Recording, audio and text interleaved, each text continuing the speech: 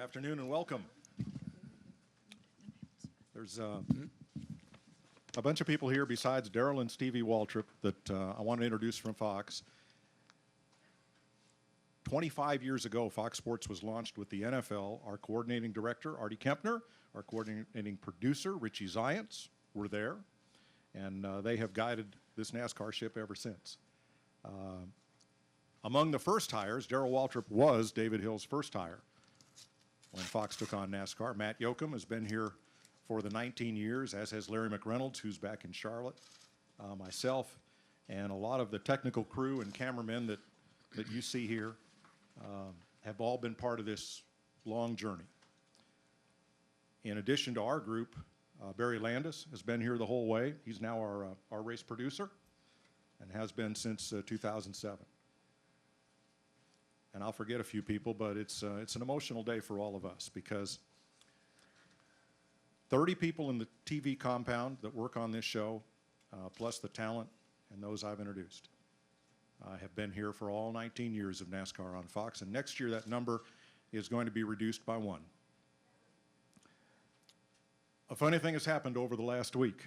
There have been a lot of stories written and aired on radio and TV, a lot of them positive, some not, but that's okay because what's happened in the last 2 days is the legion of fans of DW from the beginning to now have all come forward and all made their well wishes known. And that's been gratifying for all of us to see. It really, really has. And Bristol is the right place to make this announcement because this is Darrell's house.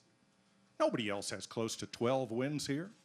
Now that's a mark that may someday be equaled. Nobody has come close to 7 consecutive wins here. Gary Baker bought this racetrack and he says, well, I'll be in Victory Lane. I'll get to shake the hands of a lot of famous drivers. He shook one hand in all that time, and there it was. And he was my neighbor. 7 wins in a row. Ned Jarrett is really the only other Hall of Famer to have a Hall of Fame multi-championship driving career and then transition to a Hall of Fame worthy broadcast career, either one of which would have gotten Ned or Darrell into NASCAR's Hall of Fame. So it's a bittersweet day for all of us, but doing it at Bristol is the right thing. And what I've heard on radio and read in the papers and seen on social media over these last couple of days has been just a wonderful outpouring of support. One person who's shared this entire journey with all of us from the NASCAR side of things is NASCAR's Vice Chairman, Mike Helton.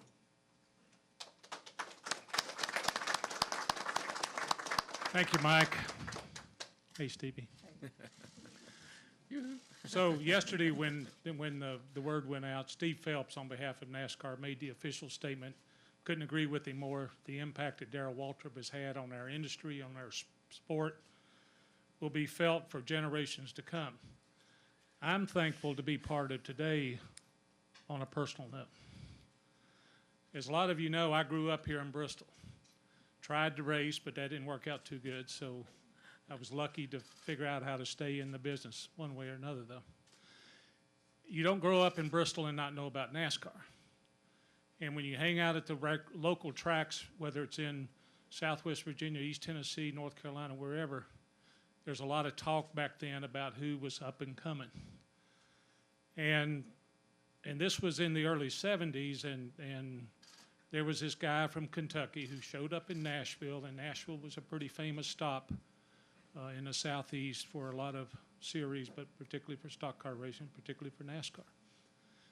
And the guy, Darrell Waltrip, his name starts showing up. Well, I'm pretty much confined to Bristol. And I remember Darrell's first race up here. It was, okay, well, let's see what he's got. And did okay. Come back, did better. And then just went on a tear. And I couched it that way first to be sure that I laid the groundwork, because the impact it had on me wasn't from how good Bristol did or how good Darrell did or how good the sport did, I was a NASCAR fan. And I was following the routine guys back then, whether, Cale Yarborough and Pearson and Richard Petty and Bobby Allison and Buddy Baker and all of those. So for somebody to show up, and there's a lot of stories, and there will be a lot of stories, and everybody knows the history of Darrell Waltrip.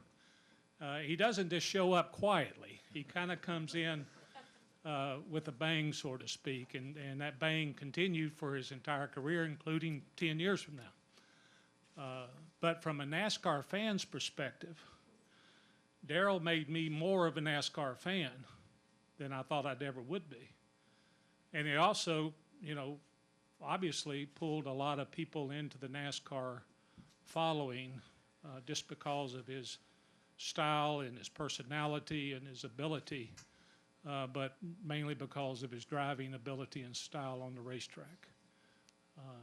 And so, Darrell, from that perspective, I want to thank you as an old fan that watched your career start and end on the racetrack and have been with you through it all and still love you. And I know we've had some interesting conversations. A couple. With your uniform on, with your car owner's license in your hand, and with your broadcast permit. With my hard card in my hand. And your go-kart keys and everything. But it's been a remarkable impact on a lot of people personally, but on our industry in general. And I'm just really, I count my blessings as I get older about those that I've been able to share my career with. But you're right up there among the top, buddy. And and maybe it's because it's that Tennessee thing or Virginia-Tennessee connection, but you're a remarkable person. Stevie, bless your heart. I don't know what you're going to do with him at home all the time. So call every now and then, and somebody will come take him to lunch or something, get him out of your way. But I love you. Thank you for everything you've done, and I'm proud of you. Thank you, Dad.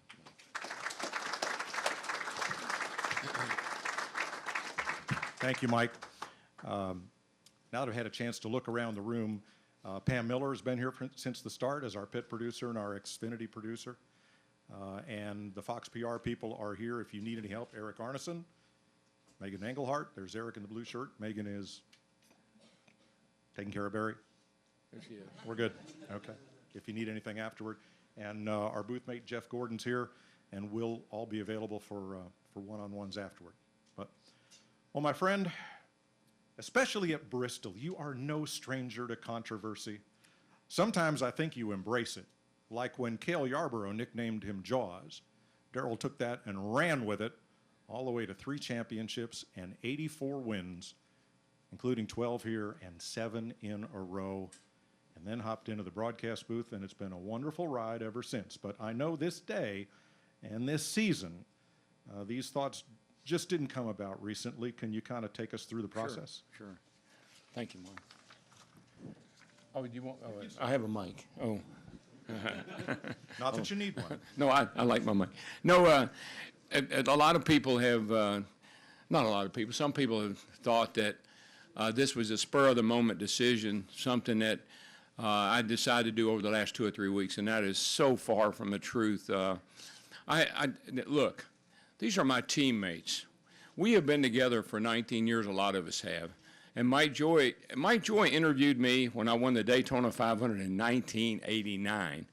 And I was grabbing Mike, and I don't know how he survived. I said, this is Daytona, and it was. So, but my bosses have been so kind to me. It's touching to me to think that I work for people that care more about me than they do about anything else. 2 years ago, I told my boss, I said, I think I want to retire in 2017. 17, I thought it was a perfect time, perfect number, and that would work out well for me. But then 2017 came along, I said, bad decision. I might want to rethink that. And then Jeff came along, Jeff Gordon, who's been a great addition to our booth, and Jeff came along, and what if I bail out now and leave Mike Joy with Jeff Gordon and some other guy that's never done TV before? And I didn't feel like that was the right thing to do, so I stayed on a little bit longer. And Look, anybody that's done what I've done, whether it's a driving career or a TV career, you can always look back and say, maybe I should have done something different. Maybe I should have thought about this, or maybe I should have thought about that. But folks, this is my home. For 60 years of my 72, I've been behind the wheel of I was holding on to something. I was holding on to a steering wheel for 30 years. And I let go of that wheel and I grabbed a hold of a microphone. And I held on to a microphone for another 19 years. So I've always been holding on to something. And you know who paid the biggest price for me being selfish and my ego and worrying about me? This young lady right here. Stevie has been by my side for 50 years. We got married in 1969, and we went to the race on our honeymoon. But I had a plan. I thought I was going to win. There was a race in Salem, Indiana, and I said, I'll win that race. It pays $1,000. My part's $250, and we're going to spend the weekend at French Lick, Indiana. Iggy Katona had a different idea, and it didn't quite work out that way. But through it all, I can't, look, I'm not going to start in 1972. That's the first time I drove a car in the Cup. I walked into the garage in 1972 at Talladega, Alabama. I didn't know diddly squat. I just knew I was a big damn racetrack, one of the biggest I'd ever seen. I had a Mercury that Jake Elder had helped Dick Hutchison Pagan, and Jake Elder had put together for me to drive at Talladega. And I said, man, I'm somebody. I've made it to the big time. I always love what Bubba Watson said. It stuck with me. Did I ever dream about winning 84 races, 3 championships? Did I ever dream about winning the Daytona 500? Did I ever dream about meeting Junior Johnson? Did I ever dream about driving for Junior Johnson? Hell no.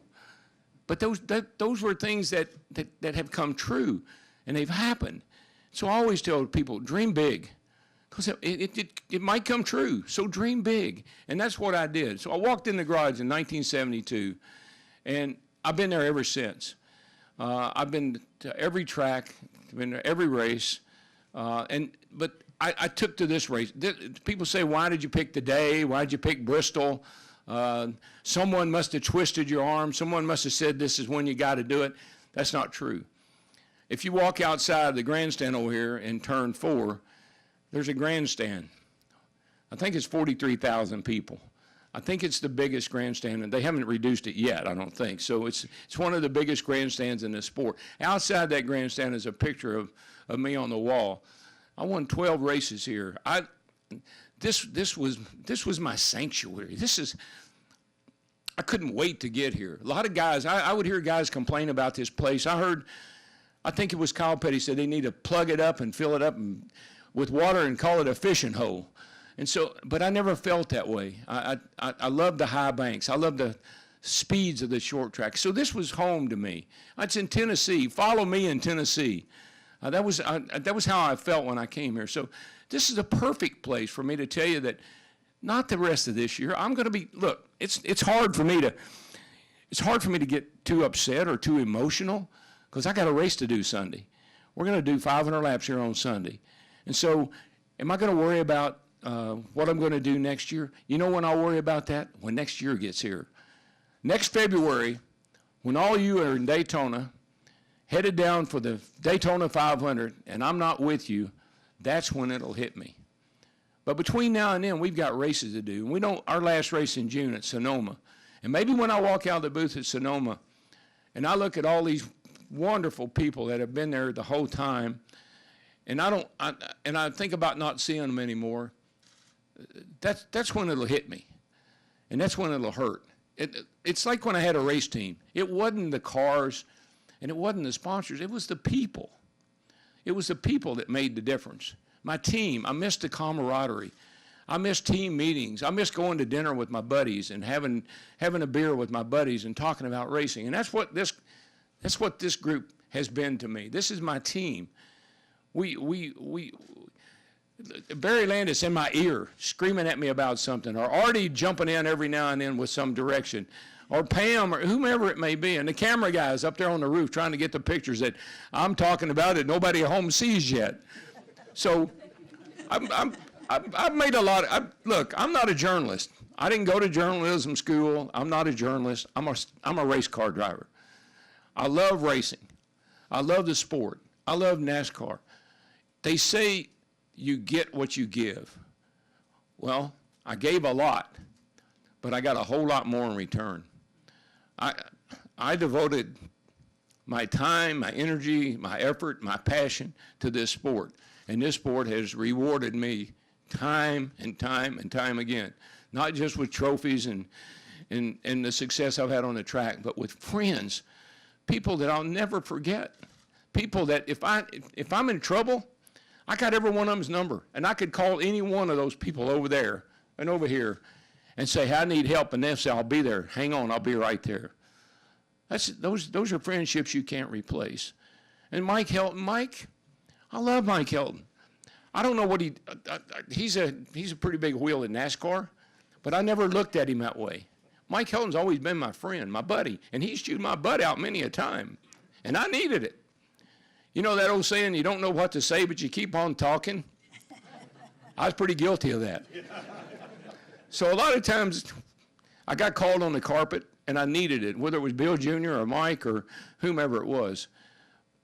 But it made me a better person.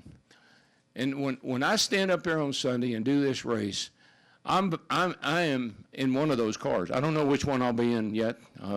Most people think I'd be in Kyle Busch's car, which I love Kyle Busch. I think it's fun to watch. And am I biased? You darn right I am. Everybody in this room is. One way or another, when you write a story, when you tell somebody something, you always have to put your own kind of spin on it, your own personal opinion. And we're all guilty of that. I don't care if you say, no, well, I went to journalism school, I sit on my hands, I don't clap. Well, that's bull crap, because we all do. That's what I've done, that's what I know. I'm a race fan. I love it when the guys put on a show. When they get out on the track and somebody's putting on a show, I'm going to talk about them. I always tell everybody in the garage, it's pretty simple. If you'll do this much, we'll do the rest. But you got to do this much. We can't, well, we're guilty sometimes of making up stuff, but we embellish. We just kind of embellish. It's not like radio where there's bumper to bumper, side by side, door handle to door handle. I don't know if they are or not, because I'm listening on the radio. But when it's on TV, it is what it is. And I love live TV. And these guys will tell you, I don't like to rehearse. I hate rehearsal. I just let it go. I learned that from Ralph Emery doing the Nashville Now show. That was a live TV show. You went on stage, they turned the cameras on. If you made a fool of yourself, guess what? You made a fool of yourself. If you said something you shouldn't, guess what? You had the shoestrings hanging out the corner of your mouth. So I've learned a lot from everybody I've worked for, everybody I've worked with. And there's life lessons. This sport, it's taught me so much, and they're all life lessons. But we just had our first grandchild, Louisa. She's beautiful. She's 14 months old. I wish she was here right now, because she's so much fun. And I had two daughters that grow up at the track, and Stevie homeschooled those girls at the track. And everything we did at the track. Everything we did revolved around racing. We didn't have much of a family life. And both my girls are grown up and married, and now we have our first grandchild. I can't let that happen. I can't let that happen again. I need some quality time. This is quantity time. I get a lot of quantity time because I get to the track a lot. But I need some quality time with her. 50 years of marriage, and our daughters are getting older, and our grandkids are coming along. I'm never going to run from this sport. I'm never going to turn my back on this sport. I love it too much. It meant too much to me. But I do have to let it rest. And that's what today is all about. I wanted to do today because I don't want people hounding me about when am I going to retire, if I'm going to retire, if somebody making you retire, what's going on. If you want to know those kind of things, you need to come and ask me. I can tell you straightforward what's going on. But I've had the best bosses in the world, David Hill was one of my best friends. Eric Shanks right there beside him. All these people, Mike, and it's been a great run. It's been a great run. 30 years in a car and almost 20 years behind behind a TV camera. It's just, you can't ask for any more. But it's time for me to step aside and let somebody else, it's time to make room for somebody else. They can't make plans for their future if I don't tell them what mine are.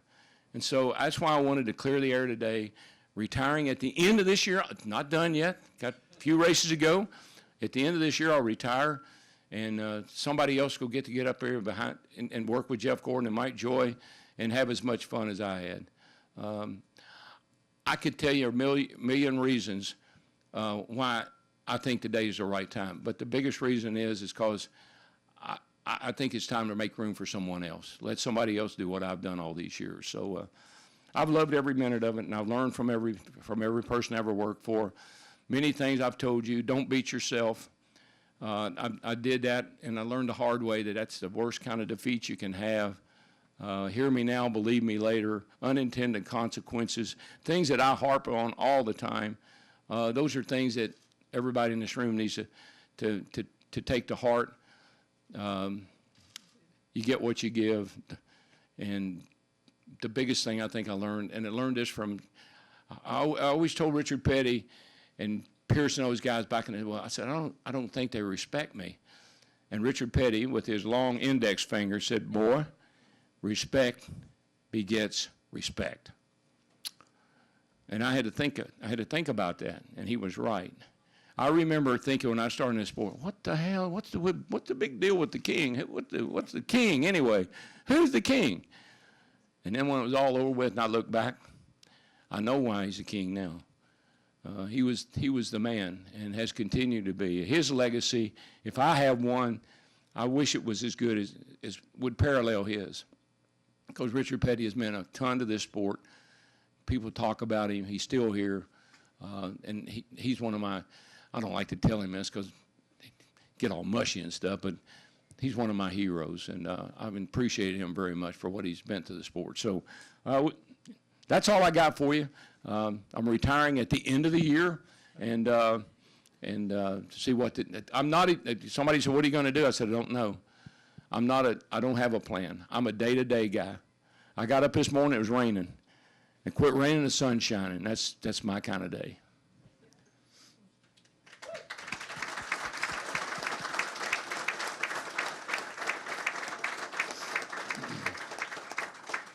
We are going to take questions. There'll be a couple of microphones that the PR staff has, and as they're making their way to you, thanks to Billy Malden and to Melanie and Monty from Motor Racing Outreach for being here. Darrell, I know that's a cause that's very dear to you. And as Adam and Vince and Jamie and Regan, all of our newer hires, and Jeff will tell you, we have a three-legged stool. Inform, educate, and entertain. Amen. And I'm just so glad you've had a firm grip on that entertain leg. Yeah, thank you. For all these 19 years. Where are the microphones and where are the questions? Mike. Mike Hembry, Auto Week. Yeah, Mike. What's harder, leaving this or leaving driving? You know, I thought when I retired from driving, I didn't know what, I always thought that was my identity. Those cars, those uniforms, being at the racetrack, being on the racetrack, I always thought that was my identity. That was just my platform. This is the hardest thing. I'm older, so it's harder. This is the hardest thing I've ever had to do. These people have, a race team, people come, people go, but a lot of us have been together the whole time I've been here. Familiar faces, familiar voices, coming to you and telling you, I don't think you should have said that, or I think you might want to, think about what you said, or say it in a different way. And those are things that I'll never forget. This is the hardest thing I've ever had to do. I didn't look forward to today by any means, but because I don't have to, because I've still got the rest of this year to go, it doesn't seem quite as bad as that it will be later on. So, but by far and away, TV is, I was a race car driver, but then when I did TV, I thought on fans and fan clubs and fan mail, I thought that would all go away. It didn't. It just increased. So this has been the greatest experience of my life. Doug? Darrell, 19 years in the booth now. Is there a driver that reminds you of you, and who is it and why? Well, yeah, I've seen a lot of guys come and go, you know, in 19 years. Carl Edwards was fun to watch. I thought he was pretty aggressive at times, and Matt Kenseth and Tony Stewart. You know, Tony Stewart is quite a character, but I honestly believe, and people get on me all the time because they think I'm on his payroll or something, or because he drives a Toyota. But Kyle Busch is the most exciting driver I've ever seen drive a stock car. The things I've seen him do. We were at California, and he come through the pack, and he went 3 wide places where there wasn't room but for 2. I saw him do it at Texas this past week. The man puts on a show, and look. Like I told you, I used to say, are you with the show? No, I am the show. Well, he can say, when he's in the race, he is the show. We keep a camera on him. We keep an eye on him because we know he's going to do something that's going to be exciting and fun to watch. So I think Kyle has grown up a lot. I think he's changed a lot, but his driving has not, he hadn't let up. And he's got a lot of wins ahead of him, a lot of wins. But I'm a Kyle Busch fan. Deb? DebWilliamsRacingToday.com. It's been a good ride It with has. both of you. You talked about you had been thinking about this for quite some time, but as it drew closer, did you think about changing your mind again? And if so, why or why not? Well, you sound like my boss. Because that's what Shanks would ask me. At the end of last year at Sonoma, he came and we talked, and he said, what do you think about next year? And I said, I don't know, boss. You know, that's in June, and it's a long time till February. And so I hope you realize that I don't have to be sitting here today. Nobody told me this is the day you got to do this, or this is the year we want you to do this. They've been so kind to me, and they've left it up to me. You decide. You'll know when the time is right. We don't have to coax you or tell you. You'll know when the time is right. And listen, Deb, you know this. Everybody in this room knows this. The sport's changed. It's changed a ton. And people say, well, he's not relevant anymore. He hadn't driven a car and blah, blah, blah, blah. Big whoop. I've been in the cars. I know what they feel like. I know what it feels like to win a race here. You want to listen to some guy that's never won a race somewhere tell you how to drive a car? I don't think so. So I have the knowledge. I have the experience. And look, I don't sit at home Monday through Thursday twiddling my thumbs. I talk to crew chiefs. I talk to drivers. I know about the data they have. I know about the technology they have. I know how they do it. I could build the damn car myself if I had to. Tell somebody else, some of these guys in there, to go build a car and see how it runs. I've owned teams. I've promoted races. I've driven cars. I've done everything you can do in this business. And for the most part, I think I've done it pretty well. So nobody shook me and said, man, it's time to give it up.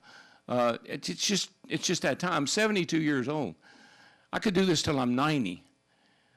I do everything I do with passion. I do everything I do to have fun. And I think most of the time people around me have fun. I might have a dud every now and then. I might tell a joke that doesn't go over too good every now and then. But this is what I know. This is what I do best. And I've loved every minute of it. And I think I'm pretty damn good at it, to tell you the truth. I want to thank Marcus Smith for being here and invite Jerry Caldwell with Bristol Motor Speedway to the podium. Oh, boy. Darrell, you, What are you going to do with that? well, I was thinking about it over there. I think I need to give this to Stevie so she can use it on you. Probably so. On behalf of Bruton and Marcus and all the team here at Bristol Motor Speedway and all of the fans, Yeah. we just want to say thank you. Yes, sir. For everything that you have meant to us at Bristol. I mean, 12 races, 7 in a row. For 3.5 years, there was no one else in victory lane. Yep. I'm glad I wasn't promoting races then, because you would have gotten some complaints. It was pretty boring. I told Jeff Gordon the other day, I said, it must be easy to win 9 races here. Shots fired. You've got lots of those big trophies, we know that. Yeah. And we thought it was only appropriate to present you with one of the swords that we now present in Victory Lane. Holy smoly. Look at that. It simply says Bristol Motor Speedway legend Darrell Waltrip, because that's truly what he is. Thank you for all you've done, bud. Oh, that's nice.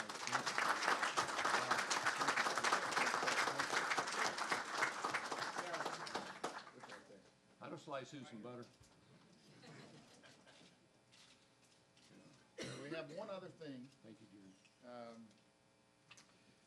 Again, on behalf of Bruton and Marcus, and another Smith that we know and love, Steve Smith. It would be our honor if you would be willing to climb into flag stand and start the Food City 500 for us on Sunday. Oh, man, I'd love to do that. I'd love to do it. Thank you very much.